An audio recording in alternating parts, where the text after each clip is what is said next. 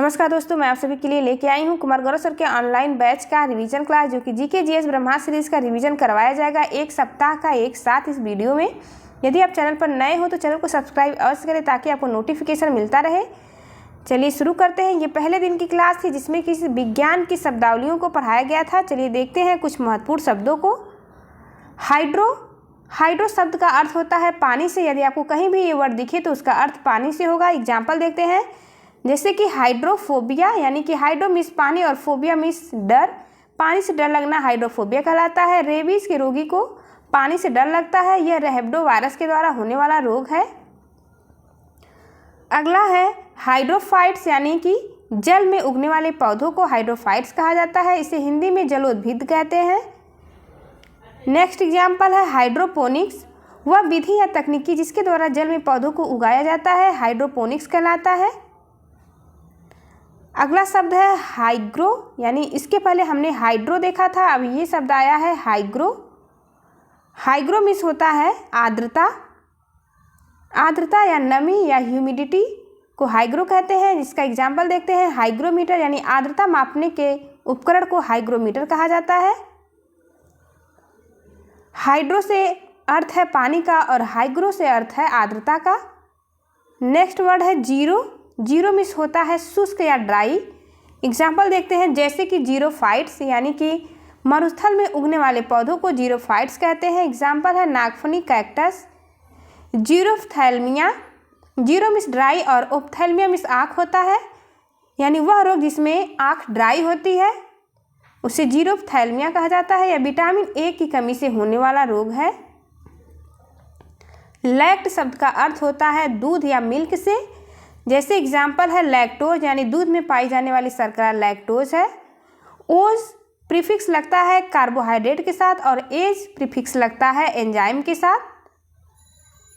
Prolactin ये एक hormone है जो कि दुग्ध निर्माण हार्मोन है, पीयूष ग्रंथि से निकलता है ये। लैक्टोबैसिलस, दूध से दही बनाने वाले जीवाणु को लैक्टोबैसिलस कहते हैं। यदि कहीं भी आपको वर्ड लैक्टो दिखे तो उसका अर्थ मिल्क से होगा। क्वेश्चन है, निम्न में से कौन कार्बोहाइड्रेट नहीं है? तो इसका राइट आंसर है माल्टेज। यदि इसमें ओज लगा होता तो ये कार्बोहाइड्रेट होता, लेकिन यहाँ पे माल्टेज है इसलिए यह कार्बोहाइड्रेट नहीं है। कार्डियो मीन्स होता है हृदय, यानी कहीं भी आपको कार्डियो शब्द दिखे तो वो हृदय से संबंधित होगा। जैसे कि कार्डियोलॉजी, यानी कि study of heart is called cardiology.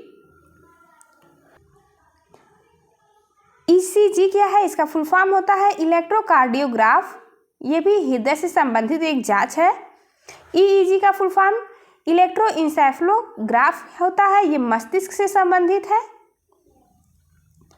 आप ईईजी का फुल फॉर्म अवश्य ध्यान रखिएगा। ईसीजी को नापने के टाइम आपको ऐसी ही वेव्स दिखाई देती होगी जिसको PQRST वेव कहते हैं या फिर PQRST ग्राफ कहा जाता है। अगला शब्द है ऑर्निथो। यह शब्द पक्षी या बर्ड से संबंधित है। इसका एग्जाम्पल है ऑर्निथोलॉजी, यानी study of bird is called ornithology. Salim Ali को बर्ड मैन ऑफ इंडिया कहा जाता है। अगला शब्द है माइको। माइको का अर्थ होता है कवक या फंगस से या फिर फफूंद से। माइकोलॉजी, यानी कि माइको मीन्स होता है कवक, लॉजी मीन्स स्टडी, तो कवक के अध्ययन को माइकोलॉजी कहते हैं। माइकोराइजा क्या है? तो जड़ और कवक का सहजीवन माइकोराइजा कहलाता है। यह एक सिम्बियोटिक रिलेशनशिप है। नोट पॉइंट देखते हैं। फाइको मीन्स शैवाल होता है। शैवाल को एल्गी या काई भी कहते हैं। शैवाल का अध्ययन फाइकोलॉजी कहलाता है, यानी कि फाइको मीन्स शैवाल और लॉजी से होता है स्टडी, यानी शैवाल का अध्ययन करना फाइकोलॉजी कहलाएगा। नोट पॉइंट देखते हैं। लाइकेन। लाइकेन कवक और शैवाल का सहजीवन है। यह वायु प्रदूषक का सूचक है। यदि वायु प्रदूषण बढ़ता है तो लाइकेन वहां से नष्ट होने लगता है। नोट पॉइंट देखते हैं। रोसेला लाइकेन से लिटमस पत्र बनता है। इसको आप अनिल ट्रिक से याद रख सकते हैं, यानी कि अम्ल लिटमस पत्र नीले से लाल हो जाता है तो वो अम्ल कहलाता है। यदि लिटमस पत्र लाल से नीला हो जाता है तो वो क्षार कहलाता है। इसे आप छालनी से भी याद कर सकते हैं। अगला क्वेश्चन है माइकोराइजा किसका सहजीवन है। जैसा कि हमें पता है कि माइकोमिस होता है कवक, यानी कवक और जड़ का सहजीवन माइकोराइजा कहलाता है। अगला शब्द है ऑस्टियो। ऑस्टियो शब्द हड्डी या बोन से संबंधित है। इसका एग्जाम्पल है ऑस्टियोलॉजी, यानी कि हड्डियों का अध्ययन ऑस्टियोलॉजी कहलाता है। ऑस्टियोमलेशिया, यह हड्डी का कमजोर होना ऑस्टियोमलेशिया कहलाता है। विटामिन डी की कमी से बच्चों में रिकेट्स और वयस्कों में ऑस्टियोमलेशिया रोग हो जाता है। हिपैट वर्ड, यह लीवर, यकृत या जिगर से संबंधित है। इसका एग्जाम्पल है हिपैटोलॉजी, यानी कि लीवर का अध्ययन हिपैटोलॉजी कहलाता है। हिपेटाइटिस बीमारी, आपको कहीं भी हिपैट दिखे तो वो लीवर से संबंधित होगा। इसका अगला एग्जाम्पल है हिपेटाइटिस, यानी कि लीवर को यह संक्रमित करता है। नोट पॉइंट, मानव शरीर की सबसे बड़ी ग्रंथि लीवर है। मानव शरीर का सबसे बड़ा अंग स्किन या त्वचा है। ह्यूमन बॉडी में मैक्सिमम रीजनरेशन की पावर यानी पुनरुद्भवन की क्षमता लीवर में पाई जाती है और सबसे कम यानी मिनिमम पुनरुद्भवन की क्षमता न्यूरॉन्स में पाई जाती है। अगला शब्द है एंटिमो। यह शब्द कीट से संबंधित है, जैसे कि आंट, मिस्चीटी। इसका एग्जाम्पल देखते हैं एंटिमोलॉजी, कीटों का अध्ययन एंटिमोलॉजी कहलाता है। अगला शब्द है ल्यूको। यह वाइट या सफ़ेद रंग से संबंधित है। इसका एग्जाम्पल है ल्यूकोसाइट्स, यानी WBC। हिंदी में इसे श्वेत रक्त कणिका कहा जाता है, यानी कि वाइट ब्लड सेल्स। अगला है ल्यूकेमिया। WBC की अत्यधिक वृद्धि ल्यूकेमिया या रक्त कैंसर कहलाता है। क्रायो शब्द यह वेरी लो टेम्परेचर से संबंधित है, यानी कि अति न्यून तापमान से संबंधित है। फॉर एग्जाम्पल क्रायोजेनिक, वह इंजन जो अति न्यून ताप पर कार्य करता है उसे क्रायोजेनिक कहते हैं। इसमें हाइड्रोजन लिक्विड फॉर्म में और ऑक्सीजन भी लिक्विड फॉर्म में यूज किया जाता है। चंद्रयान 3 जो कि 14 जुलाई 2023 को लॉन्च हुआ था, इस रॉकेट का नाम है LVM-3M4 रॉकेट, जिसमें कि C-25 नामक क्रायोजेनिक इंजन यूज हुआ था। पायरोमिस होता है अत्यधिक तापमान, यानी वेरी हाई टेम्परेचर से संबंधित शब्द है पायरो, और वेरी लो टेम्परेचर से संबंधित है क्रायो। एग्जाम्पल देखते हैं पायरोमीटर, यानी बहुत अधिक तापमान मापने का उपकरण पायरोमीटर कहलाता है। पायरेक्स कांच क्या है, यानी लैब में यूज होने वाला कांच अत्यधिक तापमान सहने की क्षमता रखता है, इसे पायरेक्स कांच कहते हैं। अगला शब्द है एंड्रो। यह पुरुष, मेल या नर से संबंधित है। एंड्रॉयड एक शब्द है जिसे सॉफ्टवेयर पुरुष या शक्तिशाली कहा जाता है। अगला शब्द है एंड्रोजन, जो कि पुरुष नर में पाया जाने वाला सेक्स हार्मोन को टेस्टोस्टेरोन एंड्रोजन भी कहा जाता है। एंड्रोसियम, ये शब्द पुमंग यानी कि फूल में नर जनन अंग को एंड्रोसियम कहा जाता है। यहाँ कहीं भी आपको शब्द एंड्रो दिखेगा तो उसका मतलब पुरुष से होगा। नोट पॉइंट में देखते हैं गायनो, यह महिला या फीमेल या स्त्री से संबंधित शब्द है।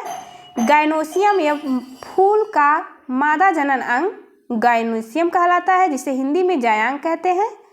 क्वेश्चन है टेस्टोस्टेरोन का अर्थ क्या है, तो इसका अर्थ एंड्रोजन से है। अगला शब्द है राइनो। राइनो शब्द नाक या नोज से संबंधित होता है। फॉर एग्जाम्पल राइनो वायरस, यानी जुकाम कोल्ड के लिए जिम्मेदार वायरस राइनो वायरस कहलाता है।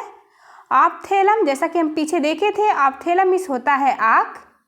फॉर एग्जाम्पल देखते हैं ऑप्थेल्मोलॉजी, यानी कि आँखों का अध्ययन ऑप्थेल्मोलॉजी कहलाता है। जीरोप्थैल्मिया, जीरो मिस होता है सूखा यानी ड्राई, थैल्मिया मिस होता है आँख, यानी आँख का सूख जाना जीरोप्थैल्मिया कहलाता है। यह विटामिन ए की कमी से होता है। सिस्मो शब्द कंपन या वाइब्रेशन से संबंधित है। फॉर एग्जाम्पल सिस्मोग्राफ, भूकंप की तीव्रता मापने का उपकरण सिस्मोग्राफ कहलाता है। भूकंप की उत्पत्ति यानी फोकस बिंदु मूल भूकंप मूल कहलाता है, और उसका ऊपरी सतह पहली बार सतह पर जहां महसूस किया जाता है उसे एपी सेंटर कहते हैं, यानी हिंदी में अधिकेंद्र कहा जाता है। बार शब्द भार या वजन से संबंधित है। फॉर एग्जाम्पल बैरोमीटर, दाब को मापने का यंत्र बैरोमीटर कहलाता है। आइसोबैरिक या संभारिक इसका हिंदी में नाम है, जिसमें परमाणु द्रव्यमान बराबर होते हैं। लिथो शब्द पत्थर या स्टोन से संबंधित है। फॉर एग्जाम्पल लिथोस्फीयर यानी स्थल मंडल। डर्मेटो शब्द स्किन से संबंधित है, यानी चर्म रोग विशेषज्ञ से संबंधित है। त्वचा पर सबसे ऊपर भाग एपिडर्मिस कहलाता है। हिस्टो शब्द ऊतक यानी टिश्यू से संबंधित है। फॉर एग्जाम्पल हिस्टोलॉजी यानी हिस्टो मीन्स ऊतक और लॉजी मीन्स अध्ययन, ऊतकों का अध्ययन हिस्टोलॉजी कहलाता है। एंजियो शब्द यह धमनी या शिरा से संबंधित है। अगर धमनी या शिरा में ब्लॉकेज हो तो इसका इलाज एंजियोप्लास्टी कहलाता है। हिमेटो शब्द ब्लड से संबंधित है, जैसे कि haematology, haemato means blood, logy means अध्ययन यानी study of blood is called haematology. 2 अगस्त की क्लास का रिवीजन करते हैं जिसमें कि सेल के बारे में पढ़ाया गया था। पहले तो कुछ महत्वपूर्ण पॉइंट्स को देख लेते हैं। कैरियो शब्द केंद्रक से संबंधित है। यदि आपको कहीं भी वर्ड कैरियो दिखे तो वहाँ पे न्यूक्लियस से संबंधित होगा, जैसे कि कैरियोलॉजी, केंद्रक का अध्ययन कैरियोलॉजी कहलाता है। सेल 2 प्रकार की होती है न्यूक्लियस के आधार पे, प्रोकैरियोटिक और यूकैरियोटिक। प्रो मतलब प्रिमिटिव और कैरियो मीन्स न्यूक्लियस जहाँ पे केंद्रक पूर्णतः विकसित नहीं होता है, यानी कि केंद्रक विहीन सेल प्रोकैरियोटिक कहलाती है। यूकैरियोटिक मतलब पूर्णतः विकसित, और कैरियो मीन्स न्यूक्लियस यानी कि ऐसा सेल जो पूर्णतः केंद्रक युक्त होता है उसे यूकैरियोटिक सेल कहा जाता है। प्रमुख संवर्धन यानी कल्चर को देख लेते हैं जो कि एग्जाम की दृष्टि से बेहद ही इंपॉर्टेंट है। सेरीकल्चर रेशम की साड़ी यानी कीट पालन से संबंधित है। ओलेरीकल्चर सब्जी से संबंधित है। फ्लोरीकल्चर फूलों की खेती से। पीसीकल्चर मछली पालन से संबंधित है। सिल्वीकल्चर वनों की खेती से। वर्मीकल्चर केचुआ पालन से। विटीकल्चर अंगूर की खेती से संबंधित है। एपीकल्चर मधुमक्खी पालन से संबंधित है। जीव विज्ञान के बारे में कुछ सामान्य जानकारी देखते हैं। जीव विज्ञान यानी सजीवों का विज्ञान, study of living being is called biology. इसके जनक हैं अरस्तु। क्वेश्चन कई बार पूछा गया है कि बायोलॉजी के जनक यानी फादर कौन है, तो अरस्तु हैं। बायोलॉजी शब्द सबसे पहली बार 1801 में लैमार्क और ट्रेविनस ने दिया था। बायोलॉजी को 2 भागों में बांटा गया है, जूलॉजी और बॉटनी यानी जंतु विज्ञान और वनस्पति विज्ञान। जंतु विज्ञान में एनिमल का अध्ययन किया जाता है और वनस्पति विज्ञान में पौधों का अध्ययन किया जाता है।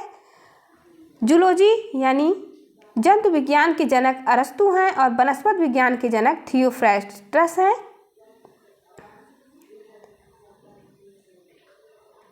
सेल मानव शरीर का निर्माण कैसे होता है, आइए देखते हैं। सेल से मिलकर के ऊतक बनता है, ऊतक से मिलकर के ऑर्गन यानी अंग बनता है। कई सारे अंग मिलकर के तंत्र यानी सिस्टम बनाते हैं और कई सिस्टम मिलकर के एक बॉडी का निर्माण होता है।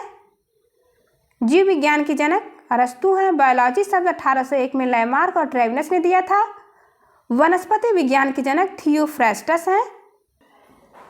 सेल के बारे में देखते हैं। जैसे कि मकान का निर्माण ईंटों के द्वारा होता है, उसी तरह शरीर का निर्माण कोशिका से होता है। कोशिका का अध्ययन साइटोलॉजी कहलाता है। शरीर की संरचनात्मक और क्रियात्मक इकाई सेल होती है। सेल की खोज यानी मृत कोशिका की खोज सर्वप्रथम रॉबर्ट हुक ने किया था 1965 में।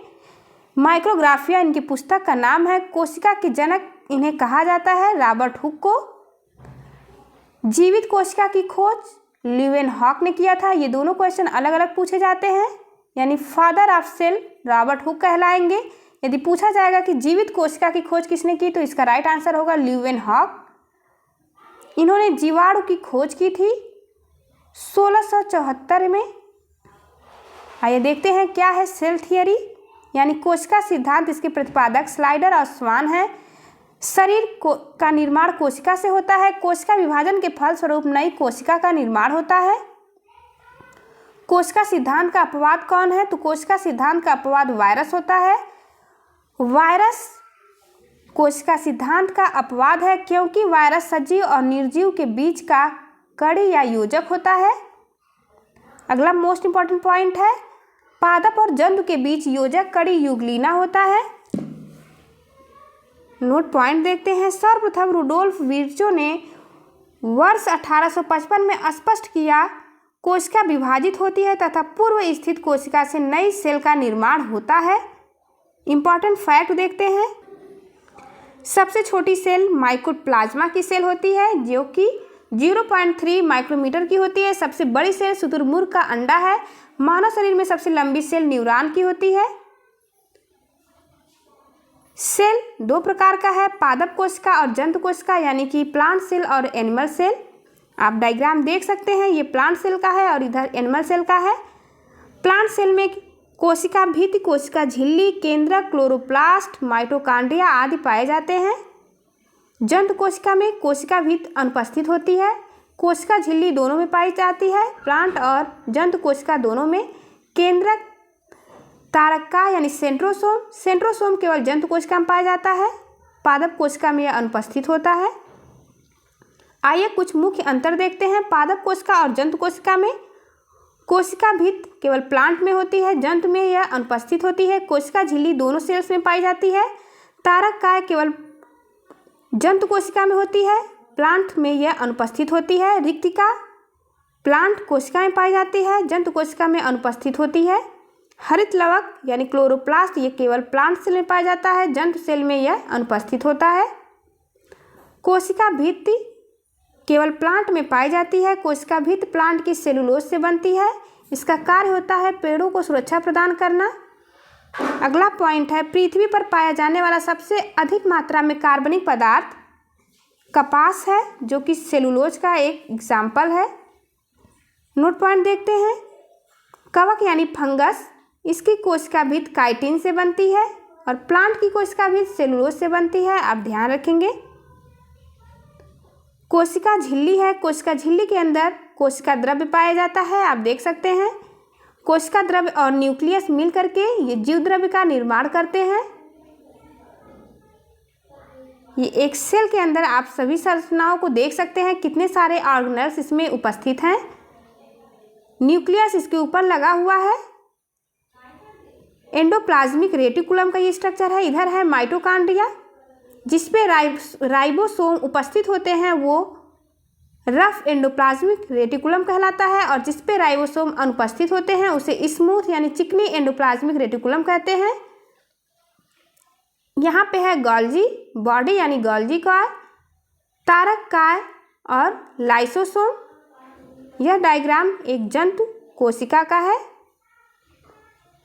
अगला पॉइंट देखते हैं, माइटोकॉन्ड्रिया कोशिका का शक्ति गृह कहलाती है, यानी power house of the cell mitochondria को कहा जाता है। यह दोहरी झिल्ली युक्त एक संरचना है। दोहरी झिल्ली युक्त कौन कौन सी संरचनाएं हैं, तो आप इसे ट्रिक से याद कर सकते हैं। महक, म से माइटोकॉन्ड्रिया, ह से हरित लवक और क से केंद्रक यानी न्यूक्लियस, ये तीनों दोहरी झिल्ली युक्त संरचना है। Power house of the cell mitochondria को कहते हैं। इसकी खोज अल्टमान ने किया था और माइटोकॉन्ड्रिया नाम सी बेंडा ने दिया था। माइटोकॉन्ड्रिया के अंदर पाए जाने वाले द्रव को मैट्रिक्स कहते हैं। आप देख सकते हैं रोटी खाने से लेकर के एनर्जी निर्माण की प्रक्रिया को। एनर्जी का फॉर्मेशन माइटोकॉन्ड्रिया में होता है, एटीपी के रूप में यह स्टोर होती है, इसीलिए इसे power house of the cell कहा जाता है। आइए श्वसन के बारे में देखते हैं। श्वसन से ऊर्जा प्राप्ति होती है। श्वसन का रिएक्शन देख लेते हैं। C6H12O6 यानी ग्लूकोज एक जटिल अणु है, जो कि 6O2 की उपस्थिति में माइटोकॉन्ड्रिया में ये रिएक्शन होता है, जिसमें 6CO2 + 6H2O + 36 ATP का निर्माण होता है। सिंपल सा फॉर्म है कि जटिल अणु से सरल अणु का टूटना रिस्पायरेशन कहलाता है। रिस्पायरेशन एक कैटाबॉलिक रिएक्शन है। मोस्ट इंपॉर्टेंट पॉइंट है, ये कैसा रिएक्शन है पूछा जाता है एग्जाम में, तो यह एक कैटाबॉलिक रिएक्शन है, क्योंकि इसमें जटिल अणु टूटकर सरल अणु बनाते हैं।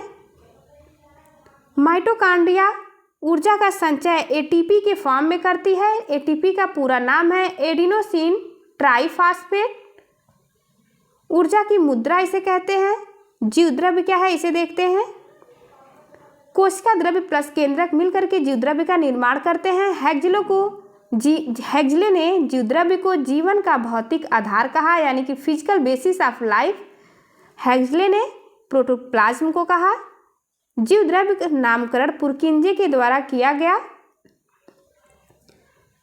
श्वसन चाहे जंतु में हो या प्लांट में, दोनों में ऑक्सीजन लिया जाता है और कार्बन डाइऑक्साइड छोड़ा जाता है, लेकिन प्रकाश संश्लेषण में यह प्रक्रिया उल्टा होती है।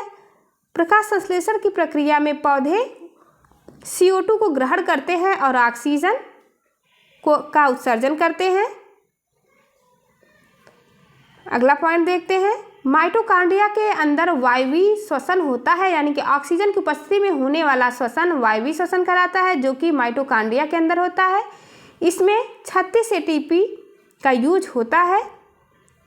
दूसरा है, ऑक्सीजन की अनुपस्थिति में होने वाला रिएक्शन अवायवीय श्वसन कहलाता है।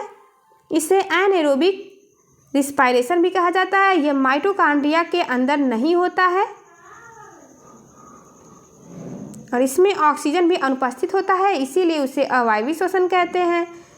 अगला पॉइंट है कोशिका के प्रकार। कोशिका 2 प्रकार की होती है, प्रोकैरियोटिक कोशिका और यूकैरियोटिक कोशिका।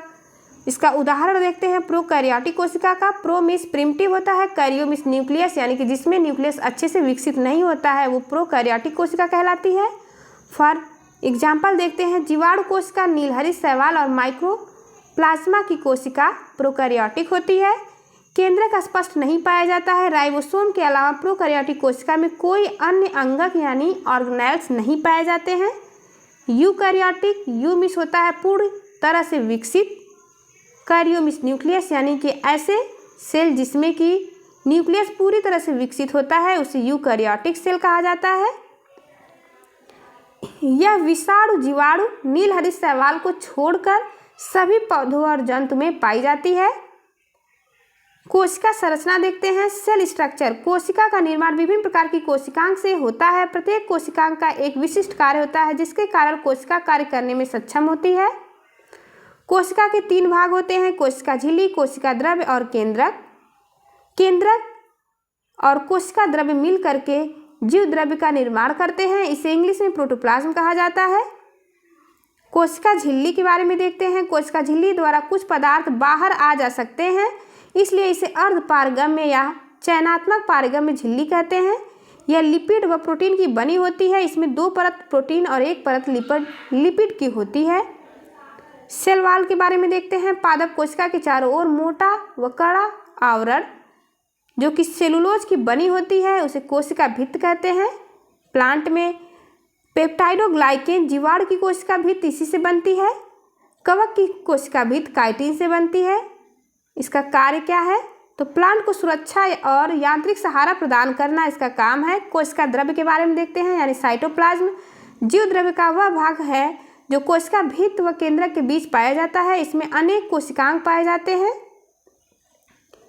कोशिकांग आइए देखते हैं कितने प्रकार के होते हैं। कुछ कोशिकांग दोहरी झिल्ली युक्त यानी डबल मेम्ब्रेन के होते हैं, कुछ सिंगल मेम्ब्रेन यानी झिल्ली, कुछ बिना झिल्ली के ही होते हैं यानी बिना मेम्ब्रेन के होते हैं, और कुछ एकल होते हैं यानी सिंगल मेम्ब्रेन युक्त होते हैं।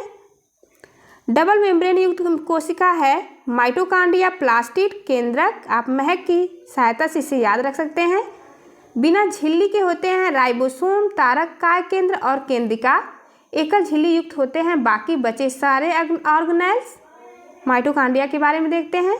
कोलिकर ने सर्वप्रथम इन्हें कीटों की पेशियों में देखा। अल्टमान और फ्लेमिंग ने इसकी खोज की। द्रव्य पदार्थ मैट्रिक्स कहलाता है माइटोकॉन्ड्रिया के अंदर जो उपस्थित होता है। माइटोकॉन्ड्रिया का संबंध वायवीय श्वसन से होता है, यानी कि जिस श्वसन में ऑक्सीजन प्रेजेंट होता है उसे वायवीय श्वसन कहते हैं। श्वसन रिएक्शन देख लेते हैं। C6H12O6 + 6O2 यह कोशिकीय श्वसन माइटोकॉन्ड्रिया के अंदर होता है, जिसमें कि 6CO2 + 6H2O + 36 ATP का निर्माण होता है। प्रकाश संश्लेषण की प्रक्रिया देखते हैं, यानी इसे इंग्लिश में फोटोसिंथेसिस कहा जाता है, जिसके द्वारा पौधे अपना भोजन बनाते हैं। इसका रिएक्शन है 6CO2 जो कि पौधे वायु से लेते हैं, 6H2O जो कि पौधे जड़ों से पृथ्वी से ग्रहण करते हैं, और सूर्य के प्रकाश की उपस्थिति में तथा क्लोरोफिल की उपस्थिति में C6H12O6 ग्लूकोज का निर्माण होता है। साथ ही साथ 6O2 ऑक्सीजन जो कि बाहर निकलती है पौधों के द्वारा, जो कि मनुष्यों के द्वारा इसे ग्रहण किया जाता है। यह पौधों में भोजन निर्माण की एक प्रक्रिया है। तीसरी क्लास देखते हैं जो कि 3 अगस्त 2023 की है।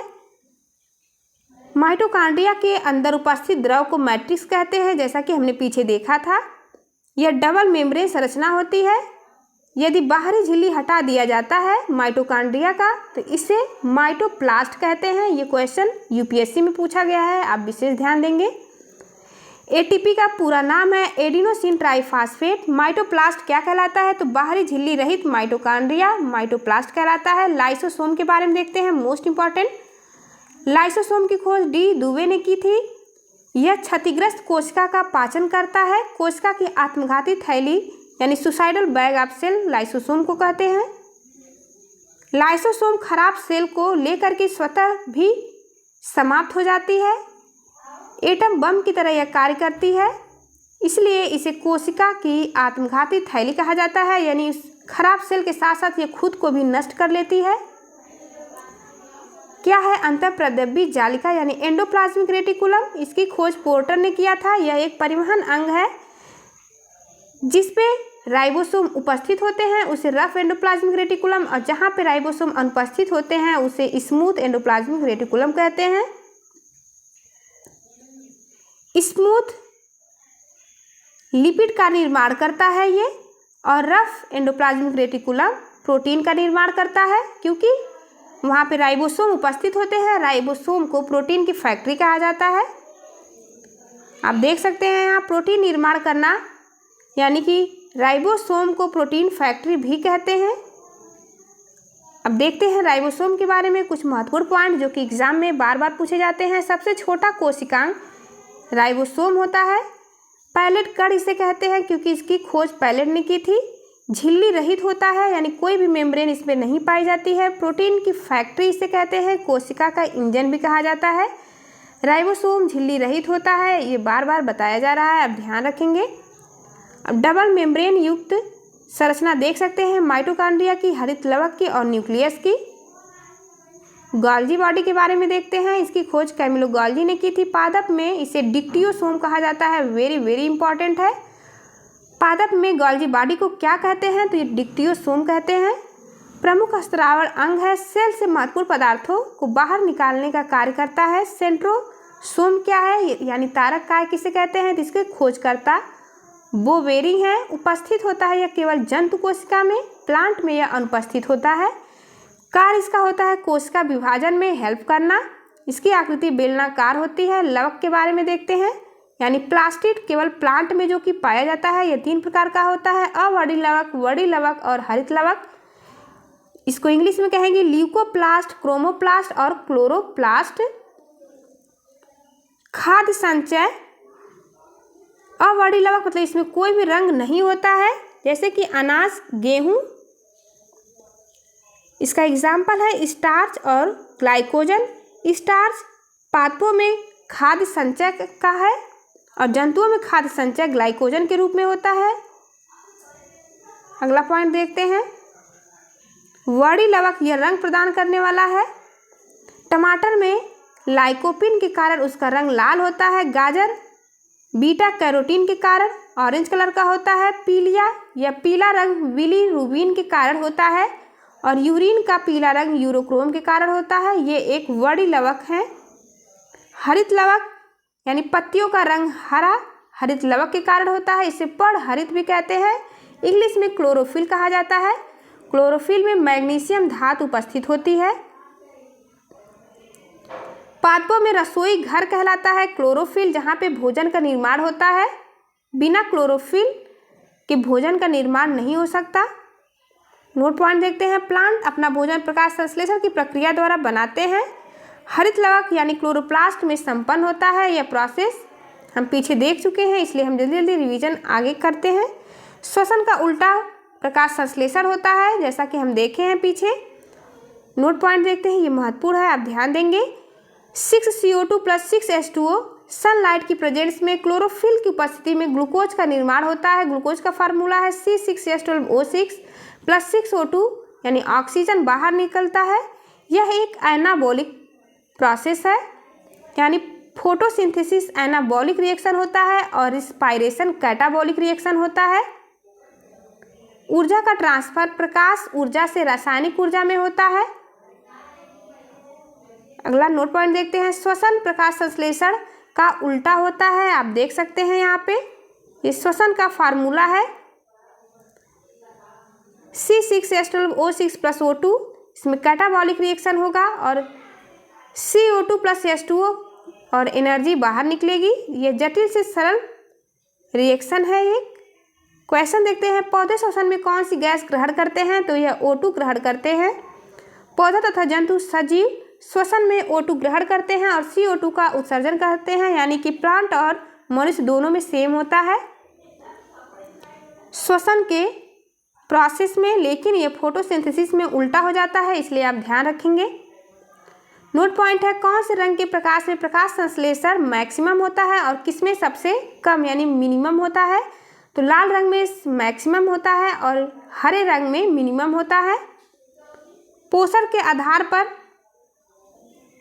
बांटा गया है स्वपोषी और विषमपोषी को।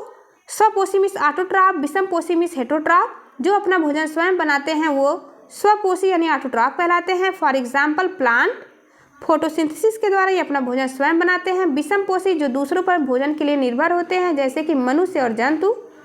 न्यूक्लियस के बारे में देखते हैं। बात करते हैं केंद्रक यानी न्यूक्लियस की। तो केंद्रक की खोज 1831 में रॉबर्ट ब्राउन के द्वारा की गई थी। केंद्रक का अध्ययन कैरियोलॉजी कहलाता है। केंद्रक के अंदर धागे नुमा संरचना पाई जाती है, जिसे क्रोमैटिन जाल यानी क्रोमैटिन थ्रेड कहा जाता है। इसके अंदर गुणसूत्र उपस्थित होता है। गुणसूत्र ये एक अनुवांशिक पदार्थ है। गुणसूत्र का छोटा खंड डीएनए कहलाता है। डीएनए एक अनुवांशिक पदार्थ है। डीएनए के अंदर हिस्टोन प्रोटीन उपस्थित होती है। नोट पॉइंट है, गुणसूत्र में हिस्टोन प्रोटीन होता है। यदि क्रोमैटिन थ्रेड का छोटा पार्ट यानी छोटा खंड लेंगे तो हमें गुणसूत्र प्राप्त होगा। गुणसूत्र जुड़े होते हैं सेंट्रोमियर की सहायता से। आप देख सकते हैं गुणसूत्र जहां जुड़ते हैं उसे सेंट्रोमियर कहा जाता है। क्रोमोसोम शब्द वाल्डेयर के द्वारा दिया गया था। मनुष्य में 23 पेयर क्रोमोसोम पाए जाते हैं, यानी कि 46 गुणसूत्र पाया जाता है। मनुष्यों में 22 कायिक गुणसूत्र यानी ऑटोसोम कहलाते हैं। 22 जोड़ी होते हैं और संख्या में बात करें तो 44 होंगे। लैंगिक गुणसूत्र यह एक जोड़ी होता है। संख्या में बात किया जाए तो 2 होता है। नर में XY गुणसूत्र होता है और मादा यानी फीमेल में XX गुणसूत्र पाया जाता है, जो कि लिंग का निर्धारण करता है। Y गुणसूत्र नर या मादा का निर्धारण करता है। अपवाद देखते हैं, अंडाणु और शुक्राणु में 23 गुणसूत्र पाए जाते हैं। केवल 23 गुणसूत्र होते हैं अंडाणु और शुक्राणु में। आइए समझते हैं इस प्रोसेस को। 23 गुणसूत्र अंडाणु से और 23 गुणसूत्र शुक्राणु से होते हैं। जब फर्टिलाइजेशन होता है तो भ्रूण का निर्माण होगा, जिसमें कि यह मिलकर के 46 गुणसूत्र हो जाएंगे।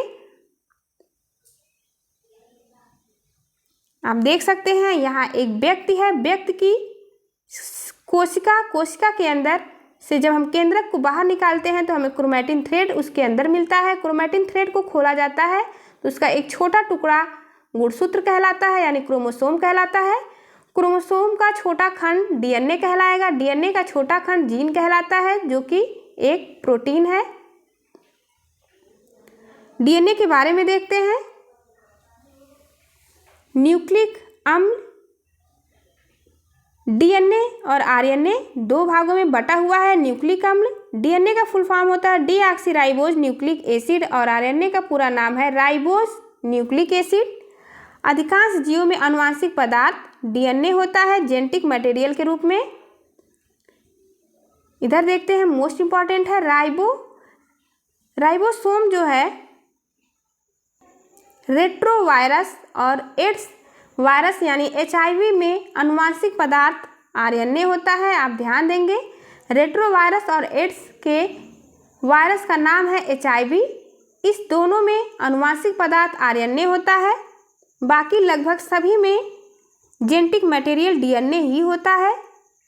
4 अगस्त की क्लास का रिवीजन करते हैं। डीएनए के बारे में हम देखेंगे डिटेल में। इसका पूरा नाम डीऑक्सीराइबोज न्यूक्लिक एसिड है। यह बहुलक होता है न्यूक्लियोटाइड का। इसमें शर्करा, नाइट्रोजनी क्षारक और फास्फेट उपस्थित होते हैं। डीएनए में डीऑक्सीराइबोज टाइप की शर्करा पाई जाती है। इसमें 4 नाइट्रोजन बेस पाए जाते हैं। आगे क्वेश्चन है, न्यूक्लियोसाइड में क्या क्या शामिल होता है? तो इसको सॉफ्ट डीएनए की सहायता से आप याद रख सकते हैं। न्यूक्लियोसाइड प्लस फास्फेट न्यूक्लियोटाइड कहलाता है। क्वेश्चन पूछा जाता है कि न्यूक्लियोटाइड किसे कहते हैं, तो न्यूक्लियोसाइड प्लस फास्फेट न्यूक्लियोटाइड कहलाएगा। और यदि क्वेश्चन किया जाए कि न्यूक्लियोसाइड किसे कहते हैं, तो फास्फेट रहित न्यूक्लियोटाइड को न्यूक्लियोसाइड कहेंगे। यानी कि यदि हम फास्फेट बाहर निकाल दें तो जो बचेगा वो न्यूक्लियोसाइड कहलाएगा। नाइट्रोजनी क्षारक यानी नाइट्रोजन बेस दो होते हैं, प्यूरिन और पिरिमिडिन। प्यूरिन में उपस्थित होता है एडेनिन ग्वानिन और पिरिमिडिन में उपस्थित होता है थायमिन साइटोसिन। एडेनिन जुड़ता है थायमिन के साथ, डबल बॉन्ड के साथ जुड़ता है ये, और साइटोसिन ग्वानिन से जुड़ता है ट्रिपल बॉन्ड के साथ। डीएनए का हेलिक्स मॉडल यानी डबल हेलिक्स मॉडल पेश किया था वाटसन और क्रिक ने। ऐसा कहा जाता है कि विल्किंस का डेटा चोरी किया था वाटसन और क्रिक ने, इसलिए इन तीनों लोगों को एक साथ 1962 में नोबेल पुरस्कार दिया गया था चिकित्सा के क्षेत्र में। डीएनए आरएनए में प्रमुख अंतर देखते हैं। डीएनए में शर्करा होती है डीऑक्सीराइबोज और आरएनए में शर्करा राइबोज शर्करा होती है। नाइट्रोजनी बेस इसमें एडेनिन के साथ थायमिन जुड़ता है और ग्वानिन के साथ साइटोसिन जुड़ता है, लेकिन आरएनए में एडेनिन के साथ यूरेसिल जुड़ता है। थायमिन के स्थान पर आप देख सकते हैं यूरेसिल जुड़ता है, बाकी ग्वानिन के साथ साइटोसिन जुड़ता है ट्रिपल बॉन्ड के साथ। नोट पॉइंट है, थायमिन के स्थान पर यूरेसिल जुड़ता है आरएनए में। इसे रिवीजन कर लेते हैं। एक व्यक्ति के अंदर न्यूक्लियस होता है, सेल के अंदर न्यूक्लियस होगा। न्यूक्लियस को जब बाहर निकालेंगे तो उसमें क्रोमैटिन थ्रेड प्राप्त होगा। क्रोमैटिन थ्रेड का छोटा खंड गुणसूत्र कहलाता है। गुणसूत्र को जब खोलते हैं उसका छोटा टुकड़ा डीएनए कहलाता है। डीएनए का एक छोटा पार्ट जीन कहलाता है, जो कि विशिष्ट लक्षणों का निर्धारण करता है। जीन एक प्रोटीन होता है। जीन के बारे में देखते हैं, महत्वपूर्ण पॉइंट जो कि एग्जाम में पूछा जाता है। यह डीएनए का खंड होता है, विशेष लक्षण का निर्धारण करता है। गुणसूत्र वंशागति का वाहक होता है। जीन वंशागति का निर्धारण करता है। यूपीएससी में पूछा गया क्वेश्चन है ट्रांसक्रिप्शन और ट्रांसलेशन क्या होता है, तो डीएनए से एमआरएनए का बनना ट्रांसक्रिप्शन कहलाता है। एमआरएनए का फुल फॉर्म होता है मैसेंजर आरएनए। आइए समझते हैं कैसे होता है ट्रांसक्रिप्शन। एमआरएनए डीएनए के पास जाता है और डीएनए के पास जो सूचना होती है यानी जो नाइट्रोजन बेस होते हैं, यह इसको पढ़ने का कार्य करता है और इसको लेकर के अपने साथ आएगा और जीन से मिलेगा, उसके अनुसार नई प्रोटीन का निर्माण होगा। यानी कि जैसे कि इसके पास एडेनिन ग्वानिन और साइटोसिन है, तो ये जीन से मिल करके एडेनिन के साथ यूरेसिल को फिट कर देगा, ग्वानिन के साथ साइटोसिन को फिट कर देगा और साइटोसिल के साथ ग्वानिन को फिट करके ये नई प्रोटीन बना देगा। और ये नई प्रोटीन बनने की प्रक्रिया, एमआरएनए से प्रोटीन बनने की प्रक्रिया ट्रांसलेशन कहलाती है।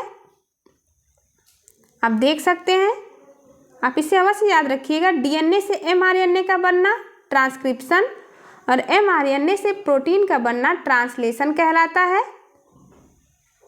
अगला पॉइंट है, नोट पॉइंट में देखते हैं, डीएनए से आनुवांशिक सूचना एमआरएनए द्वारा प्राप्त करना ट्रांसक्रिप्शन कहलाता है। दूसरा पॉइंट है, एमआरएनए को प्राप्त सूचना के आधार पर प्रोटीन का निर्माण करना ट्रांसलेशन कहलाता है। कृत्रिम जीन का संश्लेषण मोस्ट इंपॉर्टेंट पॉइंट है, डॉक्टर हरगोविंद खुराना ने किया था 1968 में। इन्हें चिकित्सा का नोबेल मिला था इसीलिए। कृत्रिम जीन का संश्लेषण करने के लिए सेल डिवीजन देखते हैं, यानी कोशिका विभाजन 3 प्रकार से होती है, असूत्री कोशिका विभाजन, समसूत्री कोशिका विभाजन और अर्धसूत्री कोशिका विभाजन। असूत्री को एमाइटोसिस, समसूत्री को माइटोसिस और अर्धसूत्री को मियोसिस कहते हैं। एमाइटोसिस जीवाणु, प्रोटोजोआ और शैवाल बैक्टीरिया में होता है। समसूत्री कोशिका विभाजन कोशिका या कायिक कोशिका यानी सोमैटिक सेल में होता है। अर्धसूत्री कोशिका विभाजन जनन कोशिका यानी जर्म सेल में केवल होता है। आइए समझते हैं समसूत्री और अर्धसमसूत्री कोशिका विभाजन। यह कायिक कोशिका में होता है। जनक कोशिका से संतति कोशिका यानी पेरेंट सेल से डॉटर सेल में गुणसूत्र की संख्या समान होती है। अर्धसमसूत्री में संतति कोशिका में यानी कि डॉटर सेल में गुणसूत्र की संख्या आधी हो जाती है। आइए इसे समझते हैं। माइटोसिस में यानी समसूत्री विभाजन में कोई जनक कोशिका से इसकी संख्या गुणसूत्रों की हमें पता है कि 46 होती है। सेल डिवीजन के पहले गुणसूत्रों की संख्या 2 गुना हो जाती है, तो ये 2 गुना होकर के 92 हो जाता है। और हमें पता है कि एक सेल से 2 सेल बनती है समसूत्री विभाजन में, तो यहाँ पे 2 सेल का निर्माण हो जाएगा और 46 गुणसूत्र अलग हो जाएंगे। इस प्रोसेस को माइटोसिस कहेंगे। एक सेल से 2 सेल बन रही है, आप ध्यान देंगे। इधर देखते हैं अर्धसमसूत्री में, इसमें एक सेल है जनक कोशिका यानी पेरेंट सेल कहेंगे। इसके पास है 46 गुणसूत्र और हमें पता है कि डिवीजन के पहले इसकी संख्या 2 गुनी हो जाएगी, तो ये 92 गुणसूत्र हो जाएंगे। फिर ये एक सेल से 4 सेल का निर्माण होता है, तो यहाँ पे ये 23 गुणसूत्रों के साथ 4 भागों में बढ़ जाएगा। इसी प्रोसेस को मियोसिस यानी अर्धसूत्री विभाजन कहा जाता है। आप देख सकते हैं एक जनक कोशिका से 2 संतति कोशिका बनती है। अर्धसूत्री में एक जनक कोशिका से 4 संतति कोशिका बनती है। अब देखते हैं हमारा सेल यहाँ पे समाप्त हुआ। पोषक तत्व के बारे में यानी न्यूट्रिएंट्स के बारे में मोस्ट इंपॉर्टेंट टॉपिक है। इससे एग्जाम में क्वेश्चन 1 नंबर का साइंस में तो अवश्य पूछा जाता है। जीवों की वृद्धि, विकास एवं सभी जैव प्रक्रमों के संचालन के लिए आवश्यक सभी पोषक पदार्थों से युक्त भोजन ग्रहण करने की प्रक्रिया पोषण कहलाती है। पोषण के प्रकार 2 प्रकार के होते हैं, स्वपोषी, विषमपोषी, यानी जो खुद से अपना भोजन बनाते हैं स्वपोषी कहलाते हैं, जैसे कि इसका एग्जाम्पल है पेड़ पौधे। विषमपोषी ऐसे जीव जो भोजन के लिए दूसरों पर निर्भर होते हैं उसे विषमपोषी कहते हैं। इसका एग्जाम्पल है मांसाहारी, सर्वाहारी, परजीवी, सहजीवी। विषमपोषी में शाकाहारी यानी हर्बीवोरस में खरगोश, गाय आते हैं। शाकाहारी किसे कहेंगे, यानी कि जो भोजन के लिए केवल प्लांट पर निर्भर होते हैं उसे शाकाहारी कहा जाता है, जैसे कि खरगोश, गाय। मांसाहारी यानी अपने भोजन के लिए केवल मांस जो खाते हैं उसे मांसाहारी कहेंगे, जैसे कि शेर। सर्वाहारी यानी जो दोनों खाते हैं, मांस और साग सब्जी दोनों खाते हैं, उसे कहेंगे सर्वाहारी। इसका एग्जाम्पल है मानव, बिल्ली, चूहा। अपमार्जक क्या होते हैं, यानी स्क्वेंजर। तो जो मरे हुए मृत जीवों को खाते हैं उसे अपमार्जक कहा जाता है। इसका एग्जाम्पल है सियार, चील, गिद्ध इत्यादि। परजीवी यानी पैरासाइट।